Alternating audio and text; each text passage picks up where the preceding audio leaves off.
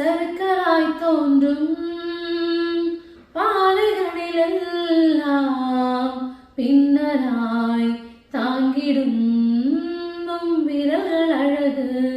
நான் எந்த நிலை என்றாலும் என்னை விட்டு போகாமல் நிற்பதெல்லாம் அழகு. நான் எந்த நிலை என்றாலும் உம்மை விட்டு போகாமல் நிற்பதெல்லாம் அழகு. விட்டு கொடுக்காத பேரழகு. உயர் மலையோ சமவெளியோ இரண்டிலும் நீரே தேவன். உயர் மலையோ சமவெளியோ இரண்டிலும் நீரே தேவன்.